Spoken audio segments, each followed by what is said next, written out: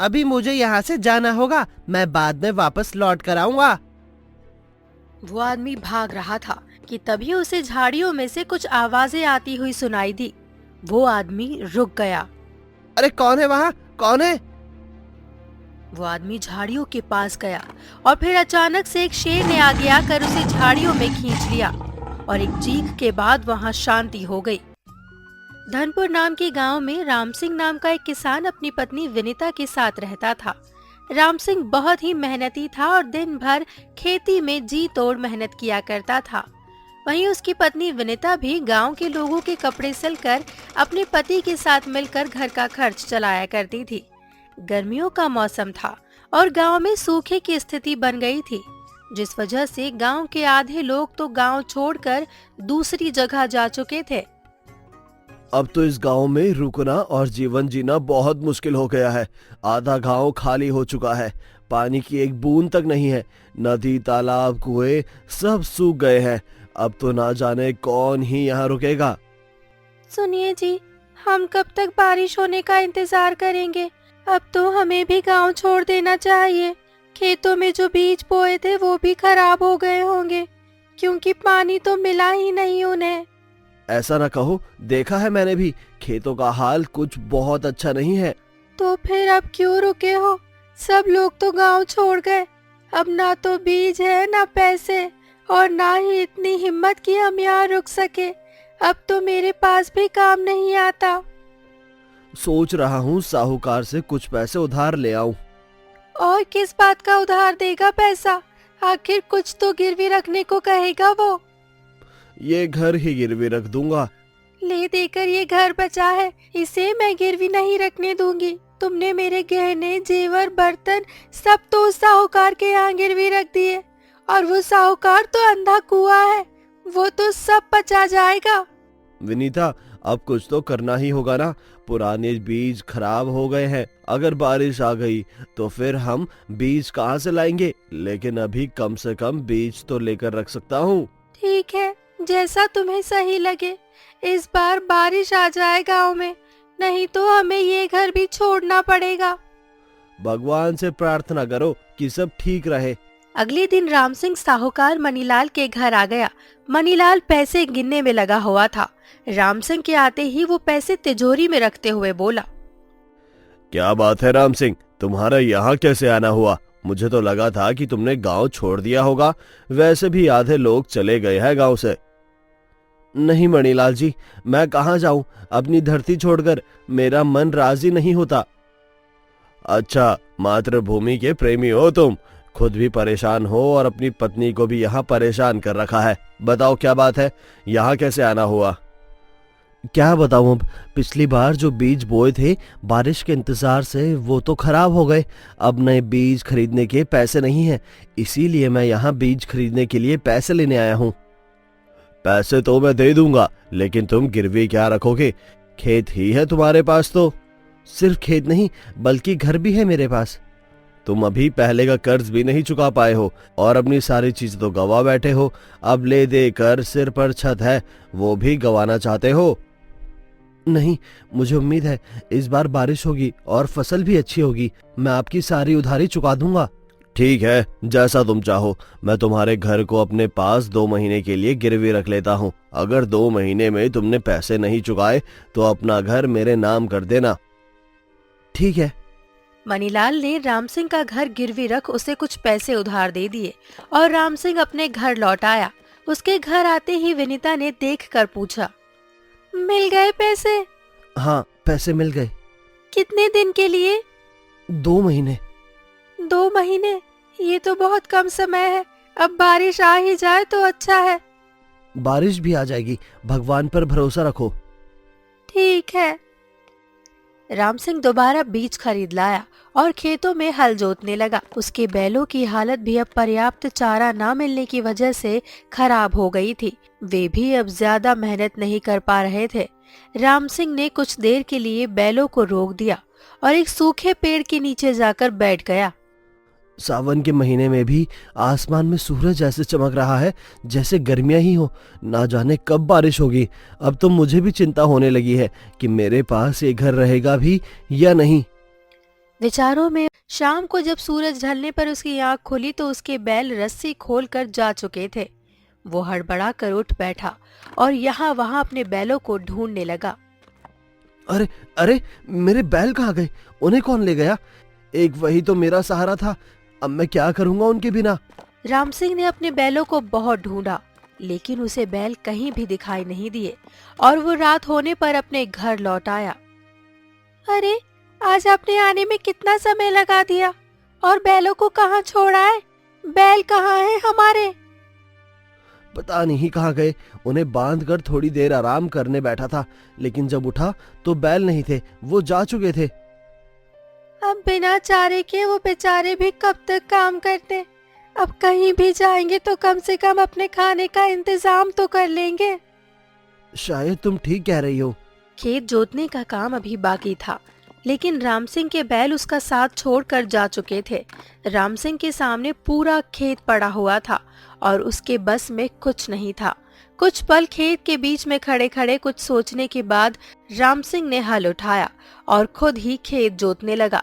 उसे ऐसा करते देखकर आसपास से गुजर रहे लोगों ने कहा, अरे भाई राम सिंह, ऐसी भी क्या मुसीबत आन पड़ी जो तुम खुद ही खेत जोत रहे हो? अरे कम से कम मौसम तो देख लो, वर्षा का कोई आसार नहीं है।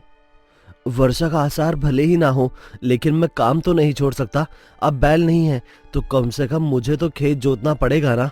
लोगों के बीज सूख गए, खेतों में पड़े पड़े, और वो गांव छोड़कर चले गए, लेकिन तुम हो कि समझते ही नहीं हो। क्यों पसीना बहा रहे हो? नहीं भैया, मैं अपना गांव छोड़कर नहीं जाने वाला। मैं यही रहूंगा और बारिश का इंतजार करूंगा। वो आदमी वहां से चला गया और राम सिंह अपने काम में लग गया। शाम के समय थक हार कर राम सिंह अपने घर आया और उसकी हालत देखकर विनीता चिंता से बोली, सुनिए जी, इतनी मेहनत क्यों कर रहे हैं आप? ऊपर से धूप भी कितनी तेज होती है। धूप तो होगी ही विनीता। इसलिए मैं सोच रही हूँ आप खेत में हल चलाने का काम दिन की जगह रात में करें तो अच्छा होगा। कम से कम धूप तो नहीं लगेगी। ये बात भी ठीक है। अच्छा, अब से मैं रात में ही खेतों में काम किया करूंगा। अगली रात राम सिंह खेत में लालटेन लेकर आ गया और खेत जोतने लगा।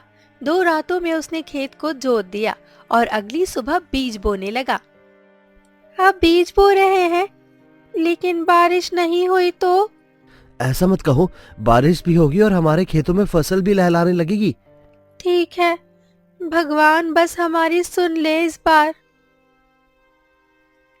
राम सिंह ने बीज बो दिए और बीज बोने के बाद 2 महीने बीतने में सिर्फ 1 दिन बाकी था और खेतों में एक पौधा भी नहीं था। विनीता घर में परेशान बैठी थी और राम सिंह भी उदास था। हे भगवान, 2 महीने भी बीत गए, ये सूखा क्यों पड़ा है? आखिर क्या करें अब हम लोग? साहूकार अब ये घर भी ले जाएगा कल आकर। साहूकार कल सुबह आ जाएगा। तुम सामान बांध लो, अब हम खेतों पर ही झोपड़ी बनाकर रहेंगे। मैंने आपसे मना किया था, लेकिन आपने मेरी एक ना सुनी। अब ये नौबत आन पड़ी है। सब सत्यानाश हो गया जी। अब तुम ज्यादा मत सोचो और तैयारी कर लो, मैं अभी आता हूँ। राम सिंह घर से निकल गया। रात हो रही थी और वो चलते हुए खेतों पर आ गया। उसने पीछे मुड़कर अपने घर की तरफ देखा तो उसका घर उसे दूर जाता हुआ नजर आया। वो वापस खेतों की तरफ आगे बढ़ने लगा। राम सिंह खेतों पर आकर बीचों बीच बैठ गया और रोते हुए कहने लगा, भगवान, आखिर क्या किया है हमने जो आज ये दिन भी देखना पड़ रहा है? आप तो सबकी सुनते हैं, हमारी क्यों नहीं सुन रहे? विनीता के गहने, घर का सामान, और यहाँ तक कि अब हमारा घर भी साहूकार के पास जा रहा है। इतना कहते हुए राम सिंह रोने लगा और उसकी आंखों से आंसू बहने लगे। उसने नीचे देखा तो उसे कुछ चमकती हुई चीज दिखाई दी। ये क्या है? ये तो सोने का एक कंगन है। राम सिंह ने ये कंगन उठा लिया और अपने घर ले आया। विनीता अब तक सामान बांध चुकी थी। अरे, आ गए आप? आइए, मेरी मदद कर दीजिए। ये देखो विनीता। राम सिंह ने वो कंगन विनीता को दिखाया। ये कंगन कहाँ से आया? कहीं आपने? अरे विनीता, ऐसा कैसे कह रही हो? ऐसी कोई बात नहीं है, ये मुझे खेत में पड़ा हुआ मिला। खेत में पड़ा हुआ मिला? देखने में तो ये सोने का जान पड़ता है जी। हाँ सही कहा। मैं सोचता हूँ कि इस कंगन को ले जाकर साहूकार को दे दूं और अपना सारा कर्जा चुका दूं। हाँ, ये तो तुम सही कहते हो। ठीक है, तो मैं अभी आता हूँ। राम सिंह रात में ही साहूकार के घर जा पहुंचा और साहूकार उसे इस समय आता देखकर बोला, अरे क्या बात है, मैं तो कल आने वाला था तुम्हारे पास, तुम अभी क्यों आ गए? आप कल आते आपको कष्ट होता, इसीलिए मैं आ गया ताकि आपको परेशानी ना हो। तुम खुश लग रहे हो, क्या बात है? मैं अपना कर्ज चुकाने आया हूँ। कर्ज चुकाने आए हो? हाँ, आप ये कंगन लीजिए और मेरे घर के कागज दे दीजिए। ये कंगन तो काफी भारी है, इसमें तो तुम्हें बहुत कुछ वापस मिल जाएगा। तुम रुको, मैं अभी नौकर से ये कहकर सामान बाहर निकलवा देता हूँ। ठीक है। राम सिंह ने नौकर को बुलाया और राम सिंह का सामान देकर उसे कर्जे से मुक्त कर दिया। राम सिंह अपने घर चला गया और साहूकार कुछ सोचने लगा। क्या बात है मालिक, क्या सोच रहे हैं आप? ये कंगन काफी पुराना है, मैं सोच रहा हूँ कि ये राम सिंह के पास कैसे आया। तुम राम सिंह पर नजर रखो और पता लगाओ कि उसके पास ये कंगन कैसे आया। ठीक है मालिक। साहूकार का नौकर वहां से चला गया और पीछा करते हुए राम सिंह के घर तक आ गया। वो राम सिंह के घर की खिड़की से उसकी और वनीता की बातें सुनने लगा। अरे वाह, ये तो अब बहुत सारा सामान वापस ले आए। हाँ, वो कंगन सच में सोने का ही था। लेकिन वो कंगन हमारे खेतों में आए कैसे? अब वो कैसे आया हम तो नहीं जानते, लेकिन भगवान ने हमारी सहायता की और अब तो मैं ये सोचता हूँ कि हमें भी अब शहर जाकर कुछ पैसे कमा लेने चाहिए। ठीक है, देर आए दुरुस्त आए। अब हम शहर ही चलेंगे और जब बारिश होगी तो वापस आ जाएंगे। हाँ, अब चिंता की कोई बात नहीं। साहूकार का नौकर वनीता और राम सिंह की बातें सुनकर साहूकार के घर लौट आया। तो बताओ क्या बात है, कुछ पता चला? हाँ मालिक, पता तो चला है। तो वो कंगन राम सिंह को कहाँ से मिला? वो कंगन राम सिंह को उसके खेत में मिला था। खेत में मिला था? इसका मतलब कि उसके खेत में खजाना दबे होने की संभावना है, लेकिन वो खेत कैसे देगा हमें? आप इसकी चिंता मत कीजिए, राम सिंह अब शहर जाने वाला है, वो भी अपनी पत्नी को लेकर। वो जैसे ही शहर के लिए निकल जाएगा, हम उसके खेत को खोद देंगे और जब तक वो वापस आएगा तब तक सही कर देंगे। अरे वाह, क्या उपाय है, सही कहा तुमने। अब तुम नजर रखो राम सिंह पर और मुझे बताना कि वो कब जाएगा शहर। ठीक है। अगले दिन राम सिंह अपनी पत्नी विनीता को साथ लेकर शहर जाने के लिए निकल पड़ा और उसके जाते ही साहूकार के नौकर ने घर आकर साहूकार को सब बता दिया। मालिक मालिक, राम सिंह और उसकी पत्नी जा चुके हैं। अरे वाह, अरे वाह, अब रात में ही तुम बाकी लोगों को साथ लेकर उसके खेत में खुदाई करने के लिए चले जाना। ठीक है मालिक।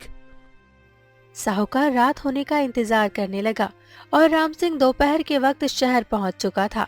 शहर में चारों तरफ गाड़ियां चल रही थी और बड़ी बड़ी बिल्डिंग थी। ये सब देखकर विनीता चकित रह गई और बोली, अरे वाह, ये देखिए, ऐसा लग रहा है ये इमारतें आसमान में है। अरे विनीता, वो देखो ऊपर। वो तो कोई खबर लिखी हुई है। हाँ, खबर तो है, लेकिन देखो वो क्या है? वो कंगन तो बिल्कुल वैसा ही है जैसा हमने साहूकार को दिया। हाँ, ये तो वही है, लेकिन देखिए तो क्या लिखा है। ये लिखा है कि यहाँ के बड़े सोने के व्यापारी धनीराम की सोने की दुकान से ये सब सोने के गहने चोरी हो गए थे और इसका पता लगाने वाले को 5 लाख रुपए दिए जाएंगे। 5 लाख रुपए? हाँ विनीता, कहीं ऐसा तो नहीं कि वो सब गहने हमारे खेतों में ही छिपे हों? लेकिन हमारे खेत में कौन छिपाएगा? वो आदमी जिसे हमारे घर से कुछ दूर उस दिन शेर ने खाया था, हो सकता है वो चोर हो और ये सामान उसने हमारे खेतों में छिपा दिया हो। हाँ, हो सकता है। चलिए हम अपने घर वापस चले। हाँ चलो, अभी चलेंगे तो रात तक पहुंच जाएंगे। राम सिंह और विनीता वापस अपने गांव की तरफ चल पड़े। इधर साहूकार अपने लोगों के साथ राम सिंह के खेत में सोने के जेवर ढूंढ रहा था। अरे जल्दी हाथ चलाओ, कोई देख ना ले। राम सिंह और विनीता भी तब तक अपने खेतों के पास आ चुके थे और साहूकार को देखकर रुक गए। अरे साहूकार हमारे खेतों में क्या कर रहा है? कहीं ये वही गहने तो नहीं ढूंढ रहा? मुझे भी ऐसा ही लग रहा है। अगर अभी हम इसके पास गए तो हो सकता है ये हमें कुछ नुकसान पहुंचा दे। हमें थोड़ा सोच समझकर काम करना होगा। हाँ, अभी पता चल जाएगा कि यहाँ गहने हैं या नहीं। राम सिंह और विनीता छिप कर देखने लगे और थोड़ी देर बाद ही साहूकार को वो चमचमाते हुए गहने मिल गए। अरे वाह, क्या बात है। लाओ लाओ, मुझे तो ये गहने और इस खेत के गड्ढे भर देना, उसके बाद ही वापस आना तुम लोग। साहूकार वहां से चला गया और राम सिंह विनीता वापस शहर की तरफ जाने लगे। अब साहूकार को वही व्यापारी पकड़ेगा। हाँ, राम सिंह और विनीता ने व्यापारी को खबर दे दी और वो व्यापारी बोला, कहीं तुम लोग झूठ तो नहीं बोल रहे ना? नहीं, मैं झूठ नहीं बोल रहा। हमने खुद देखा है, वही जेवर है जो हमने तस्वीर में देखे थे। हाँ, आपको वो जेवर मिल जाएंगे, आप हमारा भरोसा कीजिए। ठीक है, मैं तुम लोगों के साथ चलने को तैयार हूँ। व्यापारी अपने कुछ लोगों को लेकर राम सिंह और विनीता के साथ आ गया। यही घर है उस साहूकार का जिसके घर में मेरे जेवर है? हाँ, यही घर है। ठीक है, तो चलो मेरे साथ में। अरे नहीं नहीं, हम आपके साथ नहीं आएंगे। हो सकता है कभी साहूकार को पता चल गया तो वो हमसे ही दुश्मनी कर लेगा, इसीलिए आप खुद ही जाइए। ठीक है, तुम लोग यहीं रहो। व्यापारी साहूकार के घर में अपने आदमियों को लेकर चला गया और उसने देखा कि साहूकार गहनों को देख रहा था और खुश था। अरे वाह वाह वाह, इतना खजाना, ये तो सच में बहुत अच्छा है। भला हो राम सिंह का जो वो कंगन यहाँ दे गया। वो कंगन नहीं था, वो तो खजाने की चाबी थी, चाबी। अब ये खजाना और उसकी चाबी, ये सब बाहर निकाल कर मुझे दे दो। कौन हो तुम और तुम्हें क्या चाहिए? मैं कौन हूँ? मैं इस खजाने का असली मालिक हूँ और ये सारे जेवर मेरे हैं। तुम्हारे कैसे हो गए? ये तो मुझे मिले। तुम्हें मिले हैं तो कहाँ मिले हैं? किसी और के खेतों में। तुम्हें कैसे पता ये सब? सीधी तरह मेरे जेवर मेरे हवाले कर दो, नहीं तो पुलिस बुला दूंगा। अरे अरे, आप तो गुस्सा हो गए। रखिए ना ये जेवर, आप ही रखिए, मुझे नहीं चाहिए। बहुत अच्छे। व्यापारी ने जेवर साहूकार से ले लिए और वापस राम सिंह और विनीता के घर आ गया। तुम दोनों का बहुत बहुत धन्यवाद। तुमने मेरा लाखों का नुकसान होने से बचा लिया। जब से ये जेवर चोरी हुए थे, मेरा तो सुख चैन ही छिन गया था। अब तो आपको आपका सुख चैन मिल गया है, लेकिन अब हमारे इनाम की बारी है। अरे हाँ हाँ, जानता हूँ, चिंता मत करो। मैं तुम्हें तुम्हारे 5 लाख रुपए दे दूंगा। व्यापारी ने तुरंत 5 लाख रुपए निकाले और राम सिंह को थमाकर वहाँ से चला गया। ये देखो विनीता, 5 लाख रुपए। हाँ, ये सब भगवान की कृपा है। अब हमें दुखी होने की कोई जरूरत नहीं। हाँ, अब हम जो चाहे कर सकते हैं। तभी विनीता ने देखा कि उसकी घर की छत से पानी की बूंद टपक कर उसके ऊपर गिरी। अरे, ये क्या है? पानी ये कहाँ से आ रहा है?